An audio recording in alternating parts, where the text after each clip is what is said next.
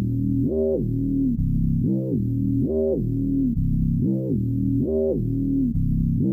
some candy? I have come here to chew bubblegum and kick ass.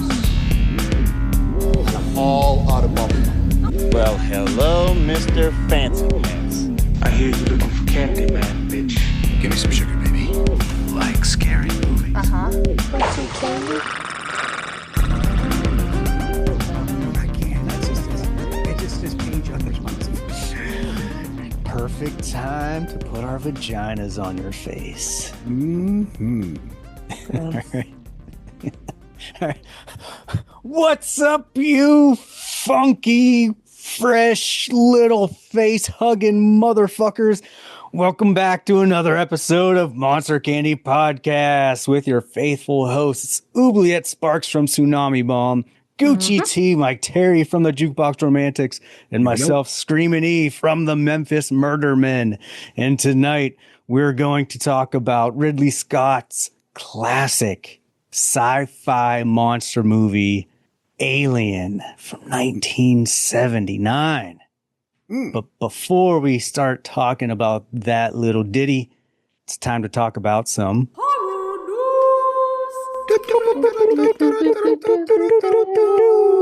horror news, brought to you by Time Bomb Toys, located at 300 Camp Horn Road in Pittsburgh, Pennsylvania. Check them out in person or at timebombtoys.com. Handy J Shack. Anyway, horror news. There's so many. Oh my goodness. There's so many things. All remake news. Dude, all the time. I saw that as we were preparing early, like just before. I was like, dude, not again. Go ahead, Terry. No, I have one piece of news, and it's not a remake, but it's just well, yeah, the remake I saw, The Howling. Like, do we need another one? No, just a remake. Like, I get it. Another remake? Yeah, I get it. It's a book and all, and, that's what the first one was based off of. But, I mean, do we really fucking need? Werewolves are out, my man. Mummies are in. The mummies are the new werewolf. See, here's the thing. And we talked about it before. Like, when movies from the 70s or the 80s would remake these old movies that, like, people forgot because after the 50s, you once it was out in the theaters and it was gone from the theaters, that was it. You were shit out of luck, right? And then, like, the only reason for people my age, our ages, really, Terry a little less because he's just the baby. He's the baby of the bunch. But, you'd get the old late night horror shows that would play these old movies, like through the 60s, 70s, and 80s and stuff. So old movies like that were kind of always in the zeitgeist of pop culture. But it wasn't until the 80s, like, so we got the video stores and VHS and stuff, like, you can find them again. So unless you were catching one of those late night horror shows, you may have never seen the original The Blob, but you knew it existed, but you never saw it because you couldn't catch those shows. So you knew the 87 one, right? But after the internet came out, like, everything's been readily available. Like, you can find all this stuff, the pop culture, all these classics. And I know the 80s is like 40 years ago, which is weird to say, but it's so prevalent in today's culture that it's like everyone knows that you can watch that movie anytime you want, like anytime. Sure. It's still around. Mm-hmm. They show it in movie theaters still. Like, why bother? And that's what I don't get about this like weird resurgence of remakes. It's like you can still see all the originals. Yeah, I think part of it is because younger people will look at the originals and be like, this looks old. It doesn't look good. Yeah. It doesn't have the effects. And a great example of this that's still in the fantasy realm of things is something like, look at perfect example of this. Something like the Ninja Turtles, right? There's been like 45 Ninja Turtles. Each generation has their Ninja Turtles, right? Right. And my buddy Seth was showing the Ninja Turtles to his kids who were at the time, I think, were like 9 and 6. How many have Vanilla Ice? Ninja Turtles, though. Just one. Go Ninja, go Ninja, go. But like what they were saying was is that, they're like, this looks bad. Like this doesn't look good to their eyes because they have grown up with like crazy special effects. And so like, we'll tell them they're dumb fucks and just sit down and watch. Sure. I mean, yeah, it's like a good parent Gen Alpha. Gen Alpha. They're just dumb shit. But like, I see why, because like it's like we always talk about the reasons why it's happening is because it's tried and true. We know there's an audience for it. There might be a new audience for it. So there's some sort of, monetary math they've done that was like, this is how much money we potentially can make off of this based off of what we know of remakes and reimaginations of things. And it does find a new audience. And some things, like we talked about, do well with these remakes, and do well for having them. Some. Like The Invisible Man. People love that movie. I mean, it's got a scene. But I don't know. Yeah, anyway, I just don't get it. But so you have remake news? More that was it. That was the newest one. I got a few other things. So for this hour, it's like breaking news every hour. Remake. Seriously, I think there's at least 12 more coming out this year. I have one that I might be excited about, though. Okay, go for it. I'll let you continue. Okay, yeah, continue. Evil Dead, Cabin Fever, and Cabin in the Woods are returning to theaters at AMC. Yeah. Starting April 26th or April 24th will be Evil Dead, and then Cabin Fever on May 1st, and then The Cabin in the Woods on May 8th. So that's cool. Is Cabin in the Woods old enough to be getting a return to theater treatment? I always forget Chris Hemsworth is in it. Yeah. Wow. So it's old enough that we forgot that. Yeah. Well, I mean, I feel like that, like those type of like young adult movies are in line with everything or most stuff that's coming out nowadays. Sure. So, and it's like the campy stuff, which is big again, and people love it. I like that movie. That movie is so fucking good. It's it has so a character good. from tonight's movie in it. And it's a great movie. Yeah, I have one more, and that's so.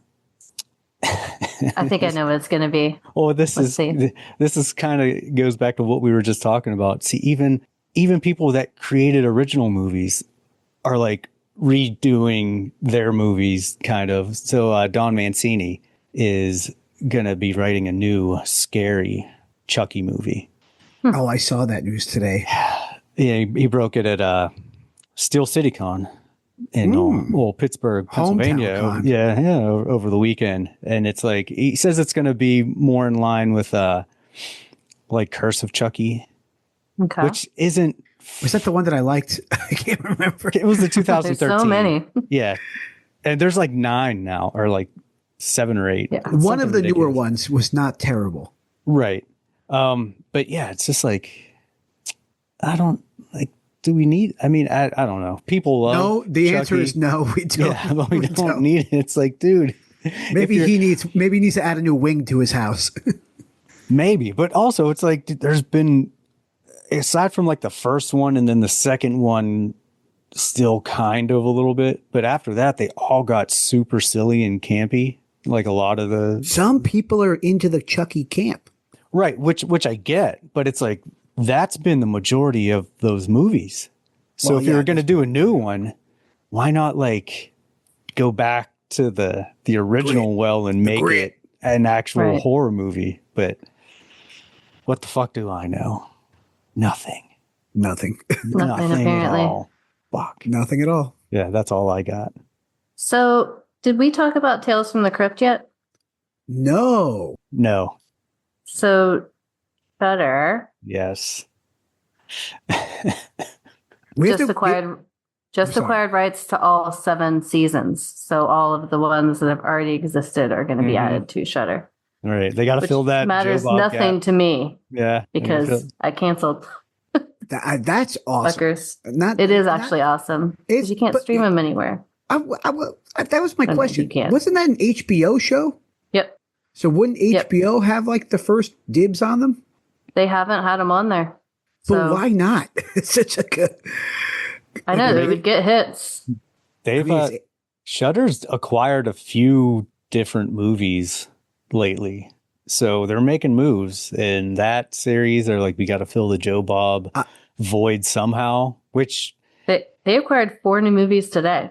Right? Yeah, they're like hitting all the like film fests and just buying everything up right now. What's it called? Is a Shudder movie? The Faces of Death movie. Yeah, it is. I did not know that. Yeah.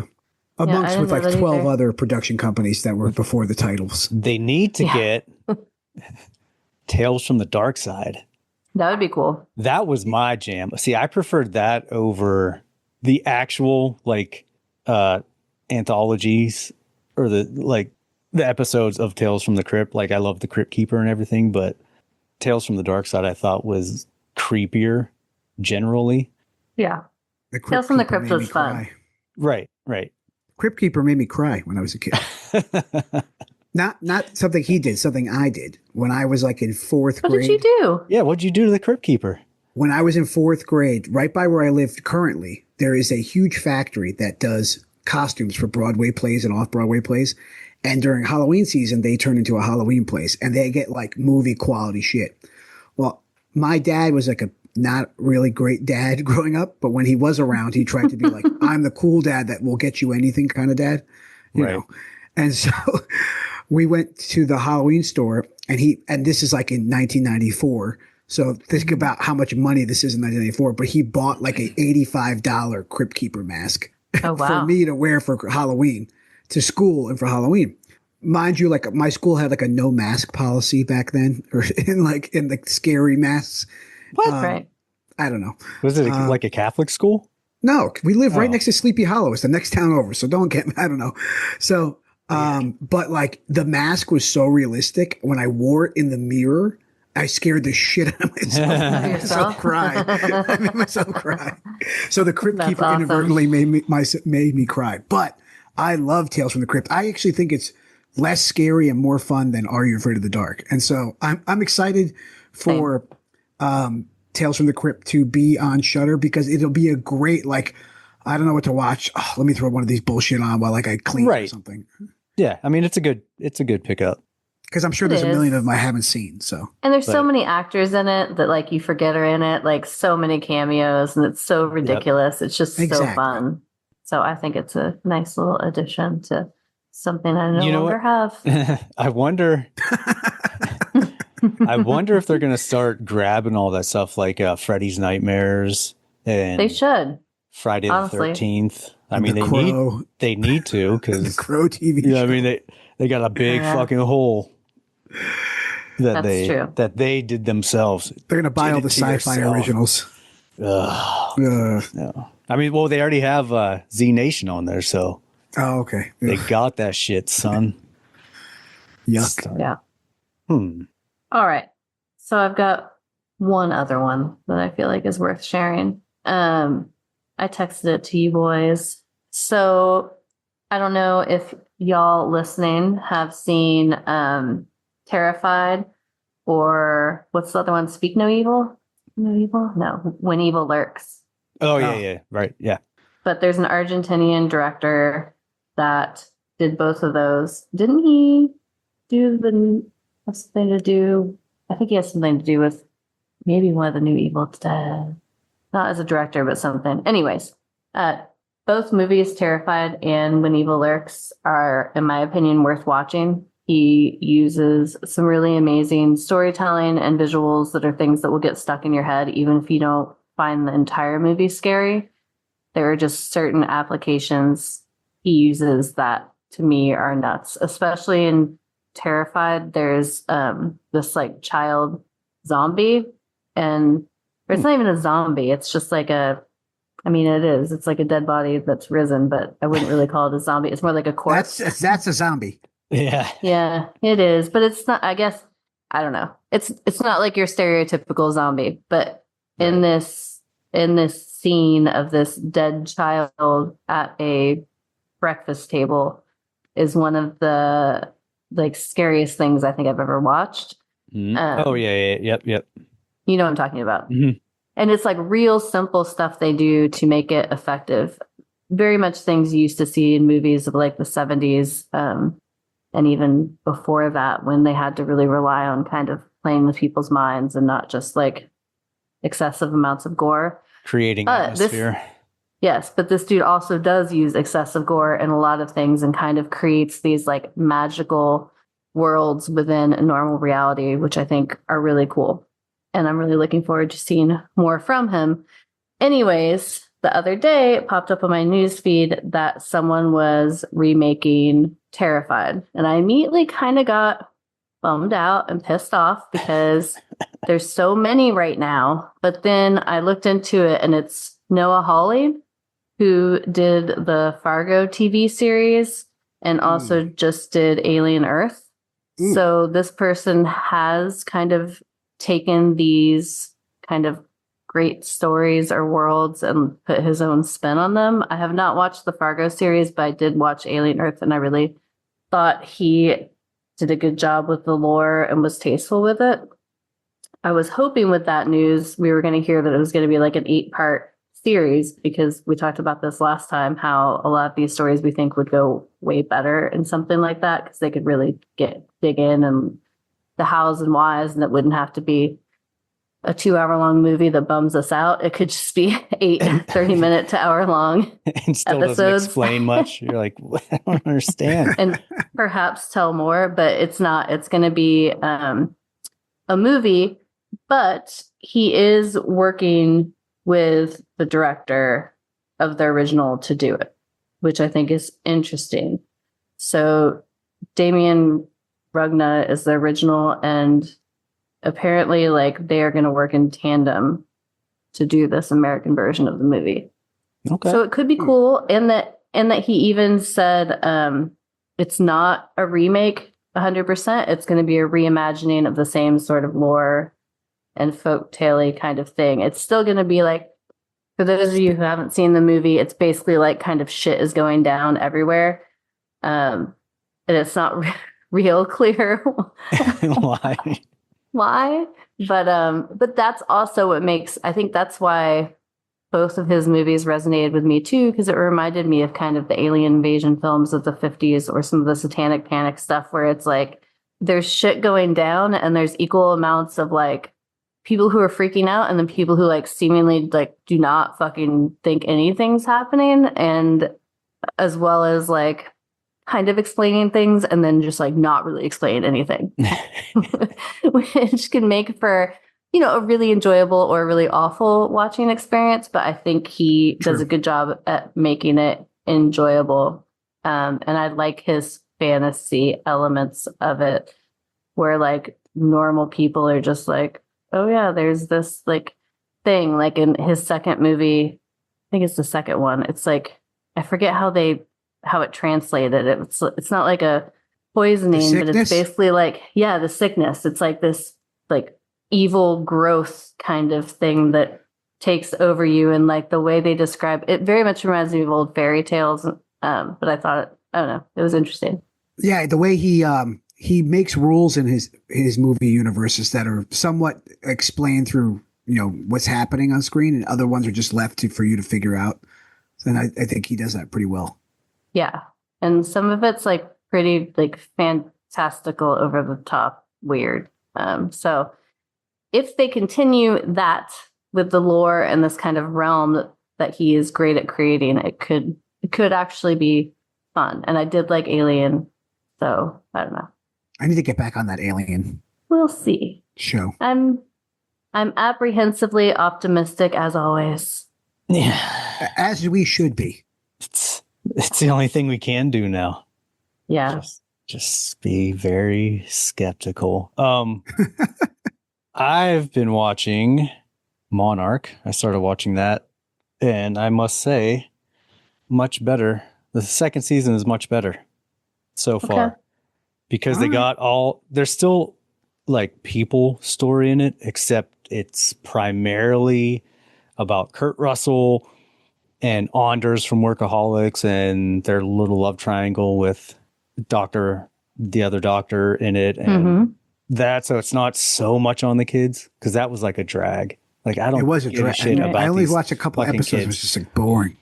Yeah, like the first season is like every other episode is cool. Yeah, I liked it. I just was it was dragging a little bit. Right. Yeah. This one, there's like a monster every episode. Yes. Ooh, good.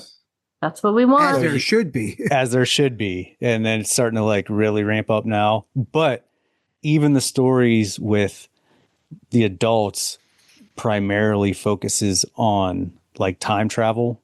So it gets real like sci-fi cool. And That's then cool. and then you get all the fucking monsters and shit and you get to watch them.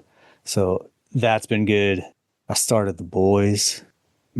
I fucking love that show so much. It is so good. I love that show so.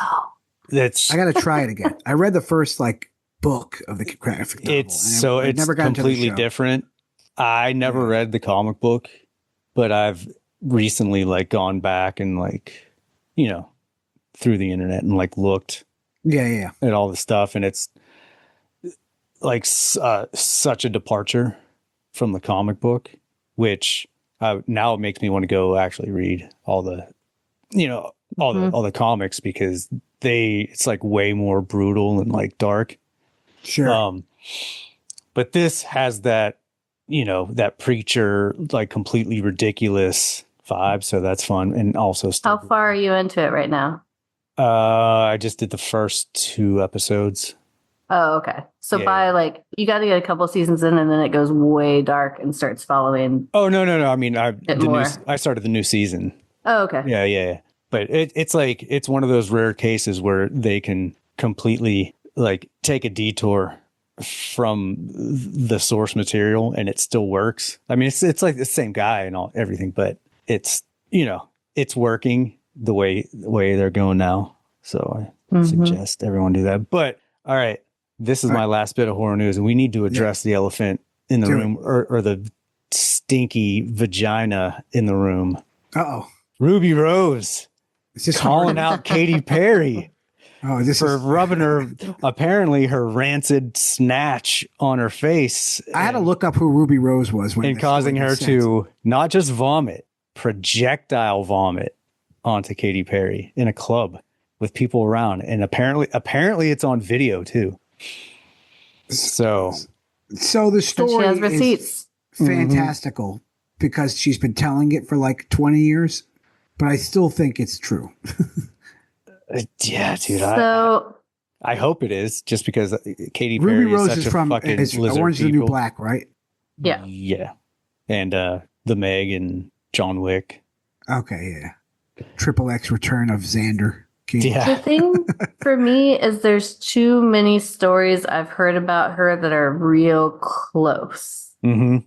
Like even stories from when she was on the Warp Tour where she was like getting overly clingy sexual. Because Katy Perry was on Warp Tour. Yeah. I was supposed to say Ruby Rose was on Warp Tour. No. Like, what am I But there's a few things and just like weird things she's done even on TV, and like, I mean, for fuck's sake, she was married to Russell Brand. We really think that? I mean, I feel like you have to be some kind of person to be married to Russell Brand. Especially when she was married to him too. Yeah. It's not like I'm all religious and fucking kumbaya Russell Brand now, which is also weird. This was, I'm doing fucking rails of who knows what off of who knows who. And I will say this too. Look, like people are partying and drinking and perhaps other things a lot and maybe have flirtatious stuff. And it's kind of true. Like the thing I read, Ruby Rose was like, it's just weird to say because it was like girl on girl. She's like, and I hook up with girls. So it just seems weird to even be like, I was sexually abused by a woman. But I think that's also why women get away with like can do that stuff more. Because like I've had girls stick their tongue down my throat more than men, like unwanted. 100% through my life, because it just doesn't register as the same sort of thing, right? Sure. Like the immediate threat of like violence isn't there, so like it's not. I mean, in San Francisco, it definitely was a couple times, right? Yeah. Well, I mean, you know, there's a difference if it's like some like 6 foot, 240 pound dude doing it versus like a 5'6" chick. It's still fucked up, but it's even like, I mean, you know, stuff like that happens where like people are drinking and guys are like, oh, to their girlfriends, like, come on, make out, or like weird stuff, or girls who are bi get too comfortable or whatever else. So right. I don't necessarily think that Katy Perry is like a dirt bag for that. I feel like maybe there was loosey goosey drinking and like she thought it would be funny and it like really wasn't fucking funny or cool. Right. I mean, I think Katy Perry's a dirtbag for I mean, she other probably reasons. is. I just am trying Super to be, you know. scumbag. Yeah, she dated a fucking worst person ever. And yeah, she seems like she totally sucks. But there's that thing where she was on stream with some chick that was like 17 years old that had a shirt that said "Breed Me" on. Oh. Right. It was Cool. like, right. Oh, what? You're a minor? Then you have wearing that type of shit. It's like, man, people are fucked up. Yuck. But yeah, I just I don't like either of these fucking turds. So I'm like, this is awesome. Like, This is your type of I mean, horror news. yeah. I don't know. I don't know much about Ruby Rose other than I agree that she could definitely make even straight women question their sexuality. Right. Yeah. No, she's an attractive woman, but I've just heard and have read that she's just a complete like nightmare to work with. Ooh. And I forget, this was like a couple years ago. She was in some sort of like Twitter beef with somebody, or there was some nonsense going on where she was just acting like she was like an A-star fucking A-list movie star. And people are like, she said something about someone. She's a Batwoman. And yeah, and That people was are like, the problem. people are like, what CW. the fuck are you talking? Like, who are you to pull like this type of attitude?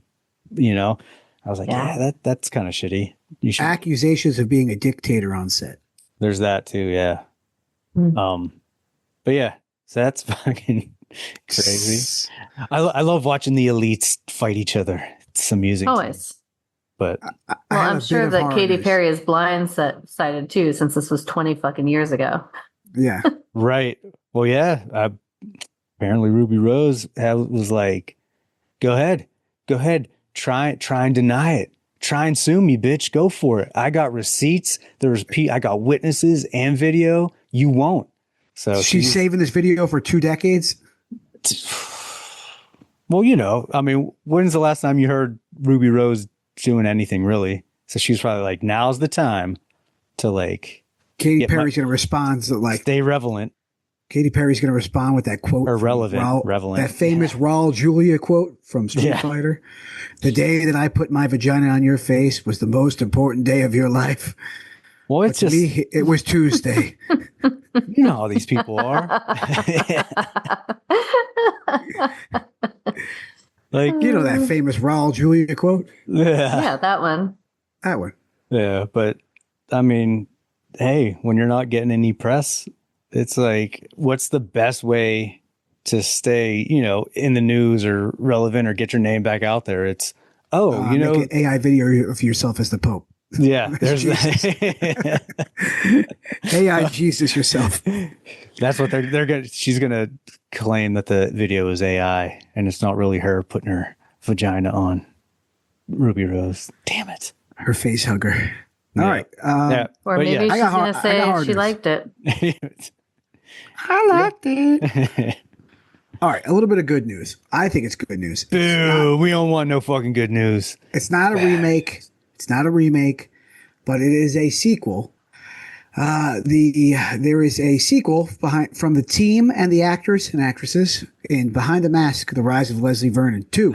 The Return. Right, of I Leslie saw Vernon. that. It's been 20 years since the 2006 mockumentary, and the director Scott Glosserman and David Steve, who is the writer, as well as returning stars Nathan Basil, Angela Goethals, and Robert Englund, will return for the sequel. And it's being crowdfunded through Kickstarter. But I have a feeling that this movie has enough underground buzz that it'll get picked up by Shudder. And if not Shudder, if it's artsy enough, maybe A24 will grab it. Oh boy. Because the original one could have been an A24 movie if they really wanted it to be. That it's cool. The Behind the Mask is a favorite of mine. I haven't seen it in years, but I remember it being a lot of fun, like, making of a slasher Right. kind of thing. So that's a good one. 2027. They said with or without a big studio funding them, they're going to put out the movie. So that's cool. Self-fund it then. Yeah. They got enough connections. I'm sure they don't need the big studio. So If Robert Englund's in it, I'm sure he could be like, hey. yeah, it's like, why? I mean, I get it. It's way easier when you can just go through a big studio. No, but he might have some studio. Right. Connect. That's what I'm saying. Shudder's, It's like, Shudder will pick up. That's a Shudder movie written all over it. for sure. For sure. For sure. Oh, sure. motherfucker. sure. Anything else? Oh, yeah. At the time of this recording, we are T-minus 14 hours away from the first preview teaser trailer of Godzilla Minus Zero. Yes. Oh, really? Mhm. Oh, yes. Cool. 6:55 Eastern time on Dude. the 14th of I'm dating this podcast now, but on the 14th of April of 2026, the year of our Lord and Savior, Satan himself. We are getting a Godzilla Minus Zero teaser trailer. Hell yeah. And I don't care if it's just a roar. I'm still excited no care. matter what. That's what's up, Godzilla. And we get another Godzilla movie this year too. Isn't there? The other Godzilla movie's coming out, and that looks pretty crazy too. They've confirmed like fucking space Godzilla. So yeah. and the design looks crazy. Yeah. So And King Kong has a fucking exoskeleton suit on. why? Who needs just an arm? We've got a whole suit now. Yeah. So, Wow. and I like that. We get super comic booky, ridiculous King Kong and Godzilla, and we get good Godzilla. And I'm okay with having both of them exist. We have the splendor of it all. Yeah. After this last And Monarch. year and a half ish run of subpar movies, I'm like, I'm into it. But that's funny because the theater down the street from me is actually showing Godzilla at the end of the month, the original one. They're starting to do old movies again, and I was like, yes. Oh, nice. So I will go see that. That's cool though. I'm excited. I love that. All the Alamo by me does old movies sometimes like that, but they do them at like fucking 3:00 on a Monday where nobody has time to go see it. Except for fucking retired people that are 70 years old. 3 p.m. on a Friday, 2 p.m. on a Thursday. Place will be packed. One showing for the whole month. Yeah, that's what these are. They're doing a run of like all these old movies, and it's 7:00 on Wednesday, but it's only like $5. So 7 is doable for some. oh yeah, 7's like a great time, but it's just whatever. Anyway, Whatever. anything else? That's it. All right, that's been Ooh, 1979, Ridley Scott and Dan O'Bannon, which most people recognize from The Return of the Living Dead, and Ronald Shusett, writers. Chassé? Shusett. Yeah. So, after investigating a mysterious transmission of unknown origin, the crew of a commercial spacecraft encounters a deadly life form. Fuck yes. This is a great movie that holds up on like a TV screen. But since they just had that, like, that the new Alien movie came out, so they were like playing the original again. And with Ridley Scott had like a little Q&A thing before it, like on screen. I was only born in 1979, so I didn't get to see it in the theater. But seeing it on a movie screen is fucking crazy. Like it's crazy how well those models looked, or how good the models looked, and like how well it holds up and stands up against all this, CGI, all the AI stuff. Same with Star Wars, because it's... Well, I mean, I was going to say, it makes sense though, right? Because like, if it wasn't for the success of Star Wars, Alien would have never been made. And they used the same technique of filming the ships for like the way they did in Star Wars. So yeah. Star Wars still holds up. So it only makes sense that, a few years later, Alien would hold up and visually like that. Right. But it's just like the scale of these things, because when you're watching on TV, I mean, you could see the detail, but when it's on a giant movie screen, you're like, holy fuck, this thing like took so long. and just the designs of everything. Practical Effects and like how they can use, I talked about it when I went to see it in the theater on one of the earlier podcasts about how even when they use like the three kids in the beginning, when they land and they go and check the crashed ship and all that from the Prometheus people. But they're like, these were children in the suit, but everything was scaled down to make it look like they're adults. Just like all the tricks that they would use for practical effects is amazing. Yeah, it took like a little bit of more thinking and work, right? It's like, oh, for sure. Well, that and you know how they when they're watching the people go in to the crashed ship and it's like flickering and there's all the lines, like how they basically played it through a monitor and then filmed the monitor. So it's extra like grainy and all, distorted looking. Smart. Right. I was like, oh, that's smart. I mean, this movie and this franchise, but especially this and the second one, you could take almost any frame in this movie as a still and show it to someone and say, what movie is this from? Oh, yeah. Or maybe like Alien, one of the Alien movies. Absolutely. Whether obviously there's like, well, not always, but plenty of people who hadn't. Yeah, I think I think so. Just because it's in the zeitgeist. I mean, obviously there's certain things like when it's not in the ship and, like people talking in like office or whatever, outside of it. But it's in the second one they have where they're talking about anyways. But just the way it looks. And this is also one of the first movies I think I ever saw where I was like, and obviously I was young, but it didn't feel like a set. Right. Like the room with the eggs and everything else, I was like, I want to fucking go there. Like, where is this? This is fucking crazy. I also don't want to go there. I also don't want to go there, but it looks like I want to play around in like this set. Well, I think part of that happens because also the way that the movie is introduced to the viewer compared to like how every other fucking movie is, and even the other Alien movies, like that first 7 to 10 minutes where there's no talking. And we're just kind of getting zoomed into everything. And we're kind of thrown into the situation of like, it's quiet. And then everybody's talking at the table. Like you are already like kind of locked into that set. Right. And like your mind is already like out of this world. So it's pretty crazy how it does that, because for a lot of movies, like it says like, a lot of people would say like, oh, it takes me like, 10, 15 minutes to really get into a movie. A lot of people just say that about every movie, right? Like you got to settle in. I feel this like movie you're locked in.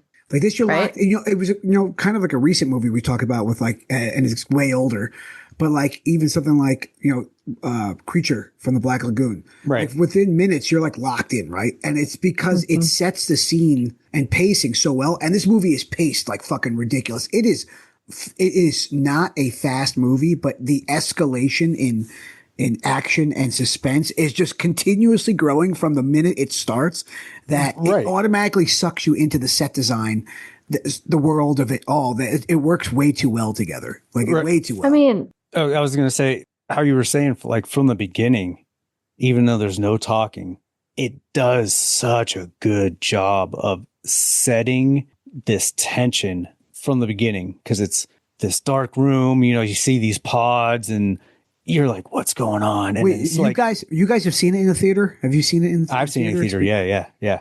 I've seen Aliens in the theater. Okay. Cause I wonder how that, because watching it at home and watching it on like a fucking 13-inch screen as a kid, like the opening scenes, obviously there's sounds and beep boops and noises going on. Right. Like in a theater, that stuff is probably picked up way more. So I can only imagine what the beginning of this movie is like. The whole movie, obviously, but like but the setting the stage of it all, is just everything from the ship floating through space to the ship turning on and everyone getting out of the pods and just all of that.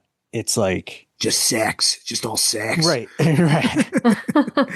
But it just, there's not a second where there's not tension. You know what I mean? Like from the very beginning, you're like, oh, this feels like sexual tension. Sexual tension. We're getting to that. Well, we'll get to that. There is some. There is. Especially in future movies. For sure. But yet, like what you were saying too, Oobs, is shout out to H.R. Giger And that's the biggest So reason why fucking you cool. can like show anything from most things from this movie, and people are going to be like, "Oh, that's Alien," because it's all like mechanical and biomechanic, and things all look like vaginas or dicks. Which, when you're young, you don't. Do we get. know why they picked him or how that came about? Oh, I definitely did at some point. I'm pretty sure they saw a drawing that he did from one of his art books, and they said that I think the name of the piece is like Session 4 or something. It's like a random number. It's like S4, but it looks like the head of the alien, and it was like what they were kind of looking for. There's something that looked like not man-made, Like a mechanical dick. They Oh, you're talking about the Necronom 4. Yes. Mm-hmm. But yeah, so Ridley Scott was saying that out of all the art design that they were looking at, it was the only one that felt alien, like different, not man created, and captured like the, And that one is real dicky. Oh yeah. Oh yeah. That one, the head has a dick and the tail is like a dick. Right. I mean, have you seen the Geiger documentary where they go through his house? Yeah. No. It's so good. It came out probably like 10 years ago now, but like they go through his house. He built a train that goes through his house, a miniature train. Like and silver he rides it spoons. around his house. He rides it around his house. What? Outside the house, inside the house. It's a train that he made out of Geiger things, but it's just dicks everywhere. It's really just dicks and vaginas. Like I was saying, like as a kid, you don't. I definitely did not notice it as a kid. Notice anything, but as an adult, you're like, man, these are all like even the face hugger, like its little mouth. I'm like, that's a vagina. That is a vagina. And then, that's why I was joking about it being sexual, because this whole movie is about things being inserted and impregnated and everything he does. There's definitely like some forcible like SA stuff happening. Like there's a lot of like penetration of things either in or out of, and so it's. I don't want to use the word rapey, but the it's rapey. But like all about it super is rapey. Yeah, but it's crazy though, because I don't want to give them this credit, and I probably should, but like this is all happening where there's severe undertones or straight up tones of like basically Ripley being like undermined as a woman on the crew. And she's like the fucking boss of everybody, obviously. I mean, by the end of the movie, we see that she's, the boss bitch of it all. Right. And so, well, she's technically second in command, yeah. Yeah, but she gets undermined by the fucking by the AI, like by the fucking robot. He's like, nah, we don't need to. Well, we know why that is, because they had a plan, That the whole that part in this fucking movie is so fucking enraging. It is. Still to this day. I'm a man. For you, I can only imagine how. Well, no, the quarantining part, but the rapey date part, No, but I mean, but not even that. Like where he undermines what she's saying. Yeah. And he's like and she was left in command. Mm-hmm. Yeah. Well, you just know from the jump, like that guy Ash is not kosher, because you don't know he's a droid until a little bit later. But you're just like, man, this guy's fucking weird, and he's just kind of a dick. But then you're like, oh well, he's British or whatever. Well, everybody else is so like regular man trucker. Well, that's part of the thing you were talking about before, like when they all wake up and they go to the table and they're all like talking and everything. But in a lot of movies, that'll be background noise while the two main characters of that scene are talking. You know what I mean? And it'll fade back. But Ridley Scott didn't want that. He wanted it to be ensemble, like a real like reality. So like like a real conversation. Yeah, like you hear everybody as loud, and it's just kind of chaos, which I thought was a pretty brilliant thing to do. That's smart. Yeah. And the writing, O'Bannon and was it Chassé? JC Chazé. Ronald Chassé. Like the writing is good and the acting is so strong. And everybody crushes it. Very rarely do you get one of those movies where it's like the script is good, the directing is good, and the acting is good. So it's and just the visuals, like it everything looks so good. You could put this movie on in the background and just have like music playing, and you could do something else. You're like, man, And the What a great movie. visuals. Like, It just could looking come at out today. This movie could come out Abs- today. And there's stuff that, like, I would not 100%. be fucking mad at it. I would be like, wow, If this came out today, I would be blow like people away. blown away. Be like, holy shit. Yeah. Like a fucking it is pretty close to perfection. Pacing parts aside, it's pretty there. well, But even then, I think it needed it. I know it's like just shy of 2 hours, but I No, think but this it's is good. It's good pace. this is one of the good few burn. movies. Yeah, this is one of the few movies. If you would have taken out, it would have been a disservice because, like, when people talk about slow burns now, and they almost sometimes use it as like a slag on the Justification, movie, like a pejorative. Well, it's weird. It's even like sometimes it's like, oh, it's so good, but it's a slow burn. So if you get bored, just like wait it out. Or some like an people, if they excuse don't- if someone doesn't Right, like yeah, it. Oh yeah, no, so- it's yeah. like It's a slow burn. And when I think of a fucking like slow burn, even though lots of stuff happens early on, like this to me is a slow burn because a lot happens initially and there's always stuff happening, but it works. And if they would have crammed it all together, it wouldn't have worked. And so because they like pace it so fucking well, like emotionally, it is a slow burn because you're like, getting scared, you're getting weirded out, but then it kind of lightens up for a minute and has some humanistic stuff and like it other definitely things roller going on. coasters. And you forget how scared you had gotten, and then all of a sudden something else happens, and you're like, "Oh fuck, I'm fucking scared again, and this is not okay. And why is everyone in this fucking ship?" right. Well, that's the problem with the slow burns of today. Is the slow part is slow because there's absolutely nothing worth of anything going on, and it's Right. like, Or oh, we're it's gonna all emotional, right? we're Yeah, gonna it's take super 40 slow, minutes, and you're like, and then the last 30 minutes of the movie is crazy. this But here- does a perfect. This does it perfectly of building the scene, building the tension. Right. Like every scene is like, okay, this is important. That was one of like my didn't likes, but it's also needed. I'm like, it is a little long, but everything needs in to it be. is like has a purpose. I So mean, even the false nothing's- ending. You're right. like, oh. Like nothing's wasted. Oh yeah, not So, at I all. mean- And I think what they do well is it's psychological, right? Like I think Right. slow burns nowadays are emotional, and I Right. don't think the new directors and everyone realize that emotional is not psychological. Right, because your emotional slow burn is you're getting all this information dumped on you so that at the end when something crazy happens, you're like, oh, it was worth it That's because I got why- emotionally connected to everybody, you know? Yeah. But Yeah, or there was so much drama going on that you're like, oh yeah, all this chaos created this. But Right. this kind of movie is like creating like serious dread inside you as you're watching it, and then like things are progressing, and it's actually psychologically messing with your fucking head. And Right. I miss that in movies. Well, yeah, I mean, especially. Oh, good. I was Sorry. going to say it goes back to what we were talking about before, with that opening scene where everybody's talking and like having this loud conversation where we're like kind of getting introduced to everybody in a weird way. Mhm.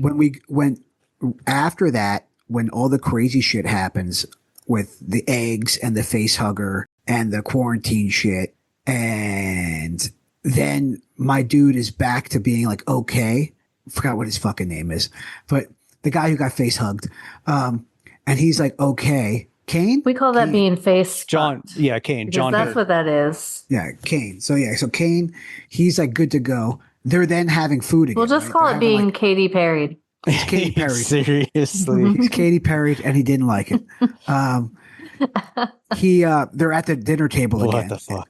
and we're basically having like a recap of like we're having a redo of the first scene where they're all talking, right? Yeah. So like it creates this feeling. That of, like, scene, I fucking but it creates this feeling of like, okay, Chef like kiss. we're not scared anymore. Like his face hugger is gone. Like that thing ran away. Like he's alive. Which also at the same time you watch it now and you're like, what the fuck? This guy was just in quarantine. Like, come on. Keep him there Yeah, for a few more yeah, fucking hours. yeah, they're- Don't feed him spaghetti right now. What are you doing? They're a little too chummy. Well, that. So yeah, and so then the chest burster scene happens, right? Which is like totally obviously now we all know it, but like super unexpected because we're put into this false sense of like comfort of like dinner table, right? Right. And so like that is slow burn. That is like this horror Right. movie, like this is that's the horror movie And side that's of this. psychological. Right. Because you're Well, finally like, exactly. things are cool. the face hugger wasn't that big of a deal. Like they got him out. We're eating food. We're gonna have fun. We're gonna dance to some music later. Like no, you're not. It's also lit the brightest out of all the scenes. Oh, totally. Those So you don't expect it. In the kitchen or the dining area, they're it's very so bright. white, so There's white. no like donut or flickers or anything. So you do not expect that shit at all. Biometric walls happening. No, which No. the lighting in this movie is so good, and that's one of the things I really liked about it, and why all these models and practical effects look so great. Because look, Roger Corman would do the same type of stuff, Galaxy of Terror and like all these other space movies. Mm-hmm. Granted, he didn't spend as much time as Ridley Scott and Giger and all the special effects guys did on this, but a lot of those movies could have looked better if the lighting was better. Sure. Because lighting, it's cameras, but lighting is a big part of it, right? Because, you don't want it to look like a model. So you have to get the lighting perfect, and the lighting in this, the dark parts are so good where you could still see. You can still see everything. What's going on? You can still see everything. Or you think you see things because just the way the set design is. The set design almost looks like a xenomorph. Right. Yeah. Because it's all weird biometric, and even all the matte paintings, because of the lighting. You can tell now, but even on the movie screen, it looks so good because of the scale is so great. But what you alluded to before, this is a true horror movie. It's a sci-fi horror monster movie. And kind of an action movie too. Yeah. There's always, there's by always the end we're getting action. Yeah, some action. But it's this does what a lot of movies later on flip. A lot of sci-fi monster movies rely way too heavily on the action and not the horror. Yeah. This is a horror movie set in space, because the xenomorph isn't around a lot, and even the scenes it is in, it's a quick cutaway. It's just Jason a jump scare. Right. No, exactly.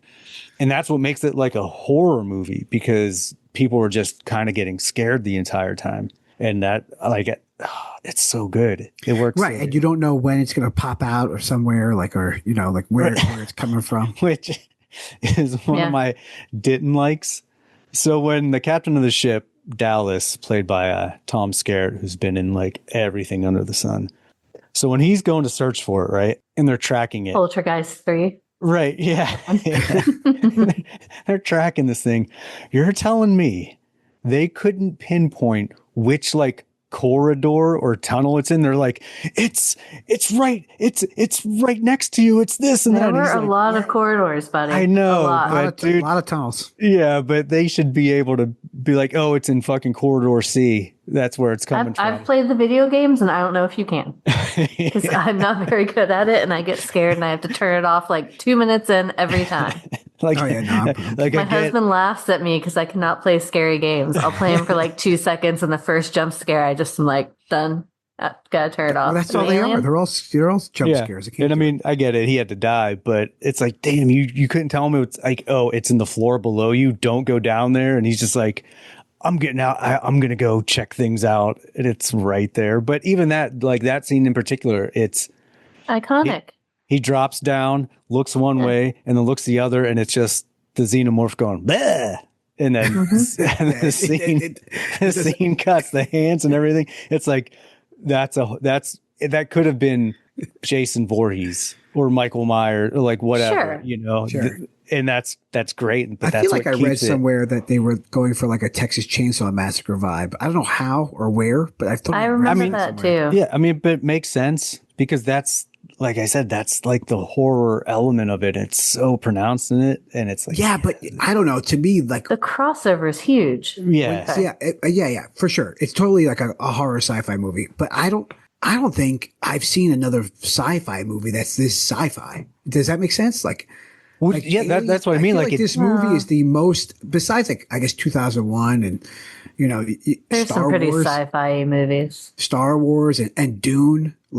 This movie looks Like if someone was like, oh, like what's sci-fi? I'd be like, I don't know, Alien. Like Visually, yeah. Like that's Well, like, yeah. well, but even all like the Whale and Utani bullshit, and like, and just like, and the android shit, like it's so sci-fi. The whole reason they're there and everything going on, and the white milky shit they're drinking, and fucking everything, the pods, Yeah.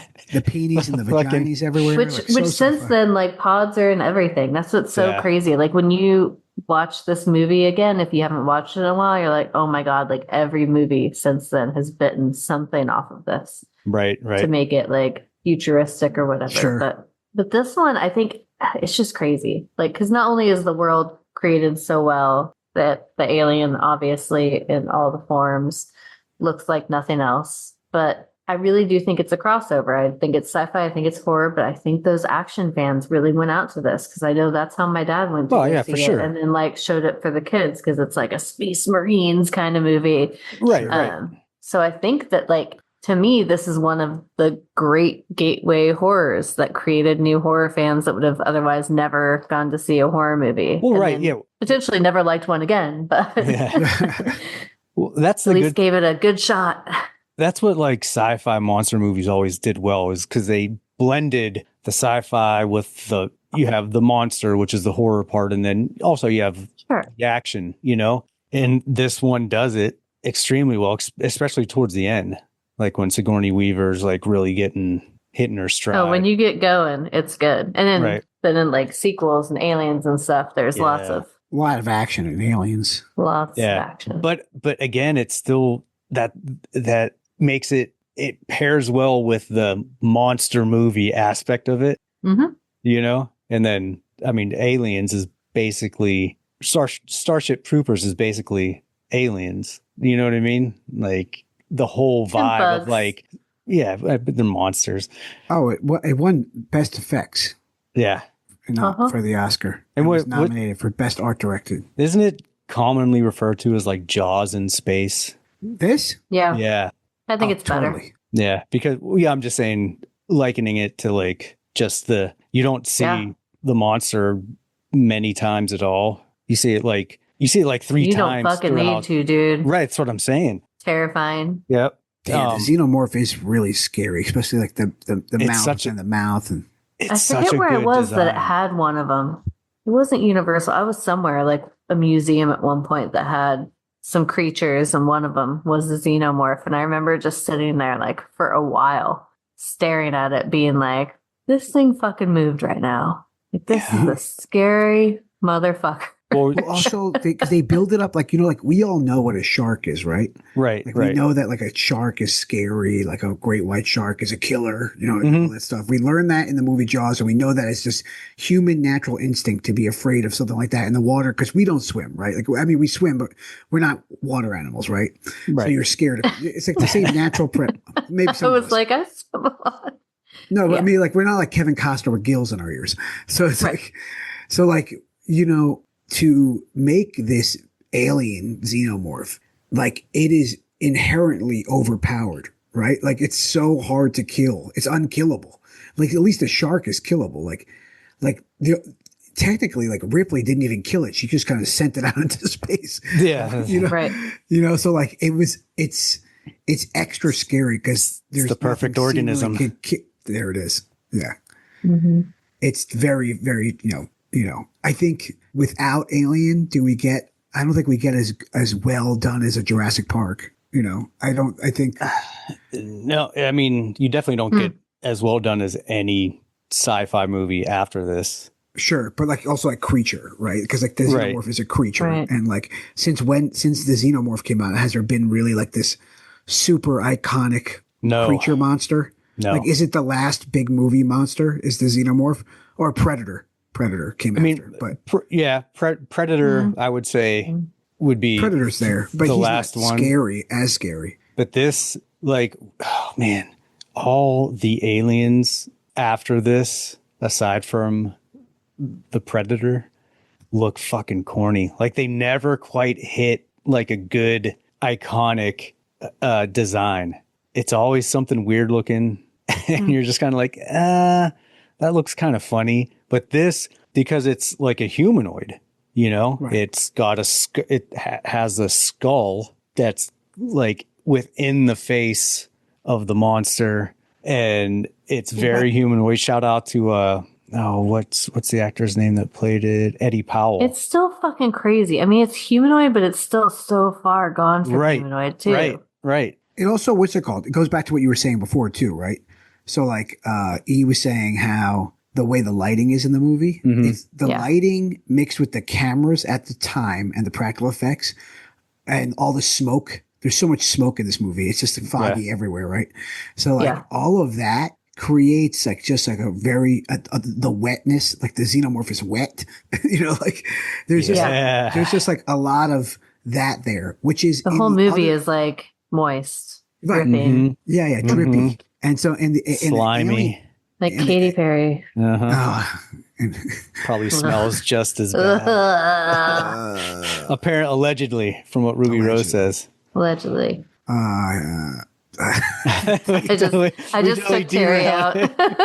Terry talking about slimy, there's wet, lots of stinky like running through jokes in my head that were appropriate or not. There's slimy drips, and only some of them burn through things. Yeah, it's the saliva doesn't, but the blood does. Right. Yeah. It's like it's why it's so dangerous, right? Because you don't know how to kill it or touch it. But then in the other movies, though, going back to my lighting thing, it's never lit the same way. It's never shot the same way, right? We see way more of it. It's way bigger. There's way more of them. Right. It might be just as moist, but I don't think it's always at least damp. I don't think until the most recent one, Alien Romulus, does it kind of go back to the older style looking of the first one. Because all of them after that were just trying to like, all right, how do we make a bigger, better movie, right? Like that's how they all. Oh yeah, Queen Mother, like it's just all kinds of shit. Yeah, so and they kept getting more rapey, honestly. It's true. They definitely got a little rapey. Well, yeah, there's a lot of impregnating in this movie. Oh, we didn't even talk about this. The very early on in the movie where they find the fucking like the Prometheus. Well, we didn't know at the time it was Prometheus, right. But like the space traveler, the guard, and his ship. Mm-hmm. Mm-hmm. That shit's crazy. And he's just kind of fused to the gun that he's on, and it's is it a gun? Is it a ship? What is that?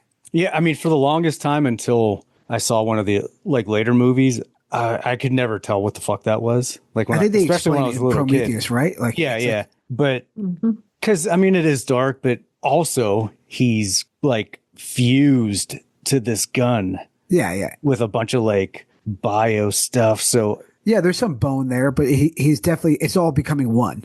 So right. And you know, when I was younger, like I really didn't know what the fuck that was because I mean, it still looks really weird now when you look at it. It's hard. Right. It's like, is that a person? And why is he so big? Like, so I didn't really know what was going on, but now that they explain it. It's funny on one of the commentaries on the DVD I have, you hear Ridley Scott talking about, I'd like to do like an origin story of like how this thing came to be one day and blah, blah, blah. He's basically talking about doing Prometheus and all the other ones. And I'm just like, don't do it. Whatever you don't do. That's right. You're an anti-Prometheus person. Not anti, but it's just like, did not hit as well as I wanted it to. Oh, for me, Prometheus hits because I went into it not knowing it was an alien related movie. So I was like, really? I'm going to see. Yeah. When I saw that movie, I saw it when it first came out. There was no like tie-in until people spoiled it. No. The first Prometheus movie is not called Alien Prometheus. I know, but I mean, I can see. Talked about it. I can see that. Press spoke about it. I just went to the theater. I was like, look at this cool sci-fi movie. Yeah, but we were what? You were probably Prometheus? Like 5 years old. Yeah, 17 maybe. I don't know. What year did Prometheus come out? 2012. Really? Yeah. That's in your 20s. 2012? Oh, yeah. So, I was 22. Yeah. 23. Grown adult. Yeah. Okay, so I didn't see the trailer. It's the movie. Oh, that's great. Like, I wish sometimes that would be right. So that what was like happens to me. But that was like a huge surprise. It's what saved the movie for me. I was like, yeah. Yeah. That's a xenomorph. Okay, well, that could have made it exciting. Yeah. Yeah. I went in fully knowing. Yeah. So it's like, oh, it's his Yeah. xenomorph. And then I was like, oh, okay. Thanks for this movie. Right. So much. But even in that, it's like none of the designs looked as good as this. No, So no, it's just kind of like, man, this kind of sucks a little bit because the bar was set so high that Well, that was also like a real boring movie. that yes, too. it is. It is. Well, I'm sorry, but the fact that they call it a horror sci-fi, I'm like, Yeah, is it? Is it? No. It's just No. sci-fi. the actors weren't great. Wasn't Charlize Theron in that one? Yes. She was. Yeah, like the actors weren't great. The story wasn't. The budget for Alien was 11 million. Yeah, and it it grossed something crazy though. 188 million. But what's I mean- sad is Prometheus had good actors. Right, it was they just weren't good in it. But I don't think the script was good either. Yeah, I Yeah. said the script isn't the, That's the what I'm script saying, isn't like, the greatest. It It's was too not. much. It's very atmospheric. Yeah, but not in a good way like this movie. Oh yeah. Yeah, I really want to see it on the big screen. Maybe I'll throw it on my blow up screen this summer. you should. Do it. I'm sure it'll pop back around. If it does, you should go. We have to wait till 2029. No, dude. Yeah, the 45th anniversary was in 2024. So we have to wait till the 50th. It'll Then be put it around back again, in. dude. That's like a thing now. Everyone likes to play old movies. Oh yeah, It'll- you might get like a one-off, but in 2029 we're gonna get like a full month and a half of Right. it out. Yeah. Just gotta make through the apocalypse. to see it.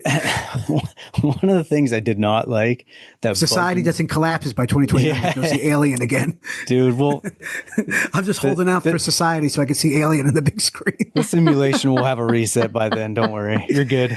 One of the things I did not like was Ash's ability to have so much emotion, which you don't get in the second one with these droids.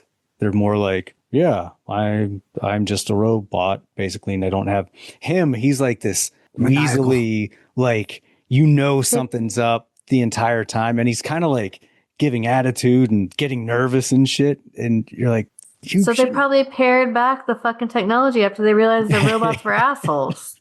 and they freak out and try and mouth rape you with magazines. And they modded them after that. Like, Yeah. chill out, AI. Don't be crazy.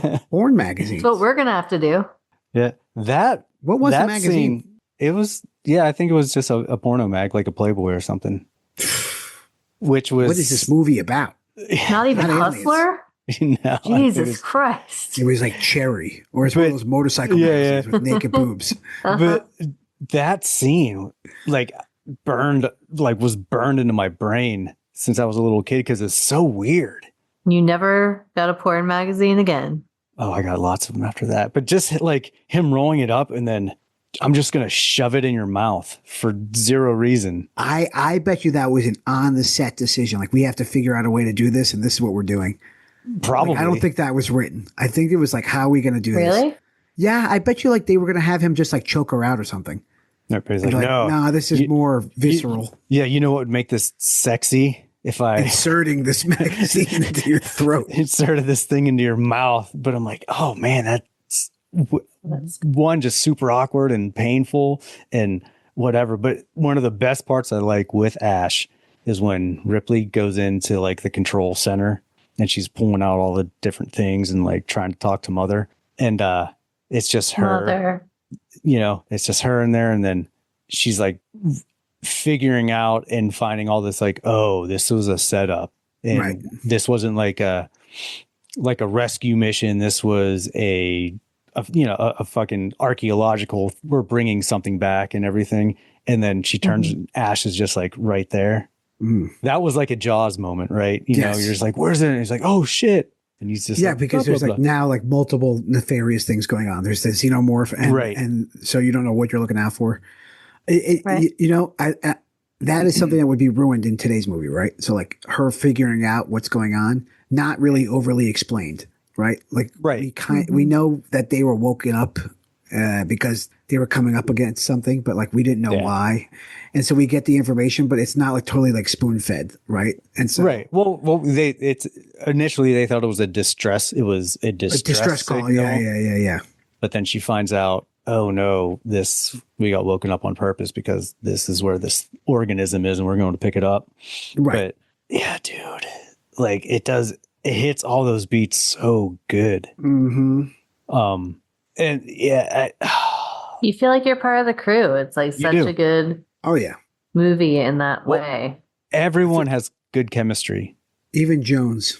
And I don't feel like anything was overdone. Even the chest bursting scene, like I feel like even though there's a chest bursting scene, acid blood, H.R. Giger did the fucking artwork it still doesn't feel overdone. Like everything was intentional, everything was smart, and it was like just the perfect level of what you needed to create Right. a really honest horror movie. And especially at that time when people were thinking about space and aliens and everything a lot, like it's fucking terrifying. It's cool Right. too because I didn't even think of it in that sense too. Like you get 3 different monster things. You have like the chest burster, the face hugger, and the xenomorph. That's like not even just like one great white shark. You're getting 3 things. It's pretty awesome. Yeah. But the chest bursters become the xenomorphs, right? Oh, Right. Yeah. We He's a should start that again. Yeah, it's just baby. Yeah. Baby. Because every movie, that shit fucking changes. The rules change in this the rules fucking world. definitely do And it changes because of what the xenomorph consumes. Wait, do you know the answer to this? Were you not on the podcast where we are thoroughly confused about the hows and whys? Yeah, we had this conversation during Romulus. Yeah. I mean, But we didn't solve it. No, the xenomorph takes on the shape of whatever it like last fucks. kind of that's what they allude to, but it doesn't, like, I don't know. Don't they dive into it more on Alien Earth too? Like, isn't that like part of that story? They start talking about it there, yeah. Yeah, because like the xenomorph's perfect mate is like a human, right? Yeah, but there's still some like loose butthole lore there. There's that totally I think loose butthole lore. They break rules. Because especially when you get into like 3. Well, okay. Like for resurrection. Yeah, then shit starts getting weird because sure they look a little different in Aliens, but they're still xenomorphs. You know what I mean? Yeah. Whereas in Romulus, it's some weird fucking gangly fucking Mr. Wiggles dude at the end, and you're like, wait, what is going on with this weird, goofy looking alien guy now? He looked like one of the Prometheus guys. Yeah. Well, one of the tall, weird, creepy looking dude. Oh, correction. The Eddie Powell was an uncredited alien, but Balaji Badejo was the guy in the suit that we see walking around and being all creepy. Or woman. Yeah. But yeah, I don't know, man. I just think, are we gonna rate this bitch? Let's rate it. We should. It's definitely one of those. To me, this is like in the same realm of movie as like The Thing. Like there's almost nothing it doesn't do well, and it's such a balanced and solid movie in general. You know what I mean? It's not. I gotta watch the trailer, the original trailer. Yeah. Because the poster is so awesome. Just the egg cracked at the bottom. Yeah, I mean, just dude, from the effects. In space, no one can scream. Which I should have just thought it was a horror movie right off the bat. Right? Like that's not a sci-fi thing. When trailers were still cool. When they were still cool, man. But yeah, this movie's fucking rad, and I am giving it a whopping 4 solid xenomorphy candy corns. 4.5. Ooh, which I don't disagree with. Solid 4.5. You come up with like an original creature like that and that kind of bullshit and like change the world with your movie. Come on. Yeah. Come on. Yeah, I'm kind of in between both, but I'll give it 4.5. Okay. I agree. It is probably one of the more important films of our lifetime. So it's absolutely because of that, because of all of the offshoots. Like not too many movies get that many offshoots, right? Like there's been a lot of sequels. And unless to be you're like honest, a Friday the 13th or a Freddy, but like they're true. But like this is like this. Like my mom doesn't watch horror movies or sci-fi movies, but she's seen Alien. Like just, just like some people who don't watch horror movies, they've all seen Jaws or Jurassic Park. It's like that. We've all seen The Exorcist, Jaws, Jurassic Park, and Alien. And if you haven't seen Alien, then you're missing out. To be fair, I like Aliens better than Alien. We'll do Aliens too. That's by a landslide. By a landslide. movie. Oh, I don't know that. But Aliens would never exist without Alien. Aliens is too much of an And action movie Alien for me. created so much. Well, we can do it and talk about it. We will do it. Too much of an action movie? Shut the fuck up, bro. What's That's wrong kinda- with a little action? That's kind of the I best like part of it. A little action. Yeah. We'll talk. We'll get into Aliens at some point. But yeah, so that comes How out are you going to to follow up perfection like that? to an average. They did. They fucking did. They followed it up. They kind of did. They followed it the fuck up. Comes out to video game is so hard. 4.3 candy corns. Little Xeno. That's a movie. big one. Feels low. That's Feels low. a big one. It's Feels low. That might have been one of our highest. It is one of our highest for sure. Probably Top definitely 5. in the top 10 percentile. I would say It's Aliens. It is. It might be top 5. At least be. since I've been on. Yeah. Dude, Could be. there's way too much to talk about this movie. You could talk about this movie for like fucking Might even be in multiple top 3. podcasts. Yeah, well, dude, absolutely. Like, there's, man, and that's how you know a movie's like close to perfect when you can just keep talking about all the good shit in it. And keep watching it. Like You can. when my husband was like, "What's next for the podcast?"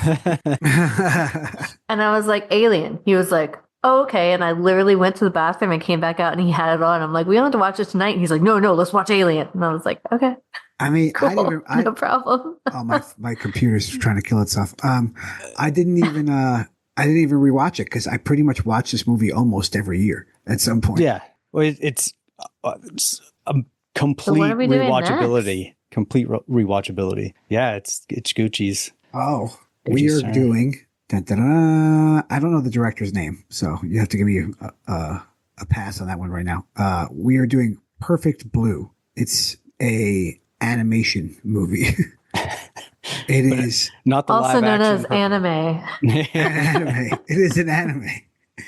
I didn't want to gender the movie. So it's an animation movie. I didn't want to give it a specific animation styling. It might turn off some people when they hear. What are all anime. these tentacles doing in this movie? Yes, this is one of those movies that, like, we go to a lot of movies and you see like the movie poster of it places, or it pops up on like a similar thing that E was just talking about, how it appears like in the theater often, or like a special showing of it often, Right. an art house often. It's definitely on like lists. I've seen it on best animated lists. I've seen it on horror lists. I've seen it on art house lists. So I had never seen it until I decided to choose it. So, Well, that's good.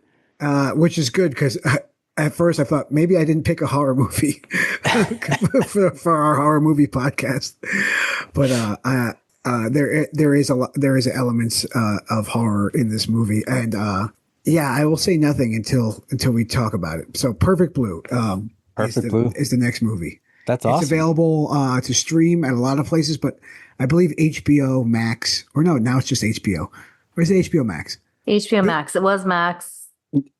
Then it's just HBO Max. Wasn't it now. Wasn't it HBO Max and then Or went to HBO Max? And then Was it? it started off yeah. as HBO Max and then went to Max, and then I thought it went back to HBO Max. It's just back to It's HBO, HBO Max. now. Yeah. No, Okay, HBO it's Now is something. before. There was Whatever also the fuck HBO Go. is, it's There there. was HBO Go, which was It's- the mobile version. It's like the I have no Alien idea. franchise. Now they're just inventing nonsense that doesn't make sense. No idea. Either way, I highly suggest watching this movie with the subtitles. And I highly suggest, like, especially since you're watching with subtitles, put your phones away, because there are things that, like, this movie will play with your mind. So it's definitely fucking pay attention, because fuck, Perfect Blue. I want to watch it again. I'm gonna watch it again. Well, I hope so. Interesting. So This will be a first time watch for the kid.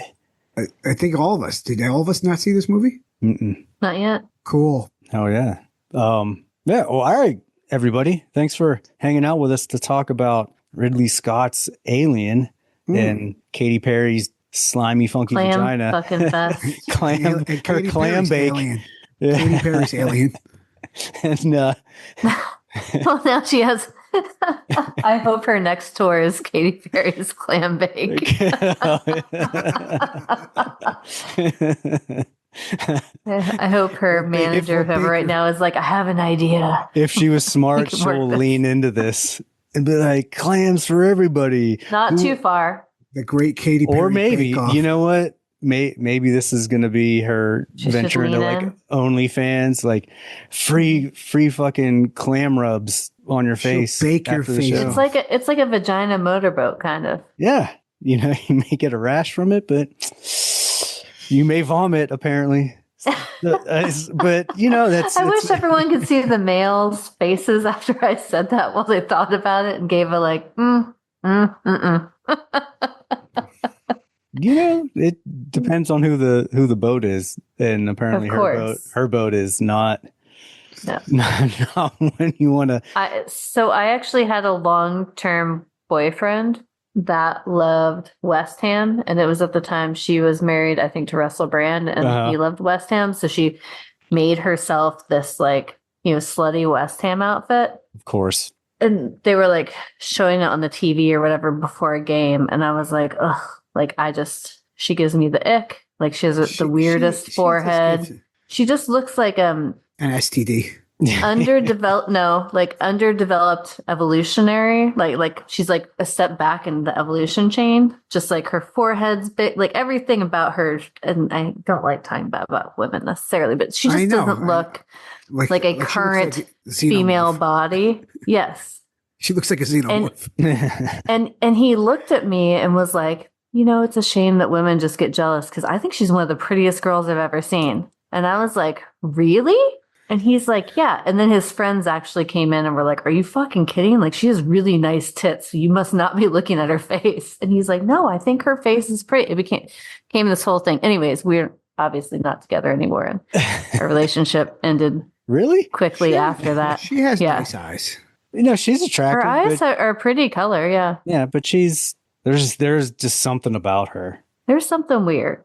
Something and not weird. right. Something is off that you're like, and not quite human. Yeah, she's been embellishing a story for 20 years. I'm sure the story happened. I think she's making a big deal out of it, though. Well, it sounds like something that would totally happen, but you know, she's been telling the story to her therapist and her friends for 20 years. That now it's become, and then Linda Blair vomited all over the place. You know, and they're like, you know, yeah. I mean, you know, like no, she probably just like hiccup, burp, puked in her mouth like you do when you're drunk. Possibly spit threw up on the floor. Ruby Rose is definitely not. But who knows? Necessarily believe. Yeah. Saturday at Rally in the Valley, someone threw up all over the floor at Snappers and then danced in it. And no one said shit. And I was like, oh, I remember days like this. It was actually kind of nice, but it was right as I was walking out. Thank God, because I don't need to be around that shit anymore. That smell. Mm-hmm. Won't be the last puke at Snappers. Yeah, right. Snappers. Is that where Katy Perry works? I mean, maybe one day. The clam bacon Snappers. Snapper McGee's is what it's called. Full name, Snapper McGee's. Snapper McGee's, in the decades that I've known Snapper McGee's, they always hire such nice people, though. Everybody who works there is so nice. Mm-hmm. Until Katy Perry owns it. Anyway, guys, we'll catch you next time for what was the movie? You're Perfect gonna have to Blue. edit this down. Perfect Blue. Perfect Blue. Oh no, I'm keeping all the Katy Perry clam bake. You could make a whole episode about Katy Perry. We should. Mean, it is called Monster Candy. The terror clam bake. Satoshi Kon. That's his fucking name. Okay. Perfect Blue. Satoshi Kon. His other big movie. Yeah, that one. No, he's that guy. I love his movies. Yeah. You've heard of one of his other movies. It was called Paprika. Nope. No? I mean, I use paprika because I cook with spice, but I don't know the movie. I cook with spice. Yeah, I do. I cook with a lot of spice. I'm not your typical Katy Perry. Flavor Town. Foodzilla's Flavor Town comes with the spice. Give me some sugar, baby. All right, good night. All right, guys. We'll see you later.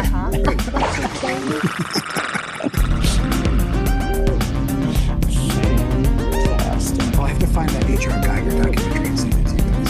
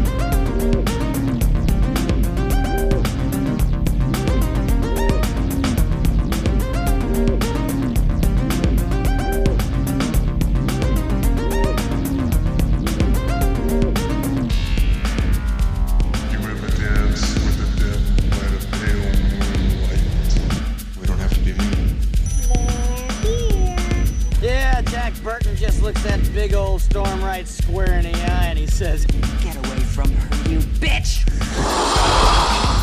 You're gonna need a bigger boat. Your move, creep. Listen to them. Children of the night. What music they make.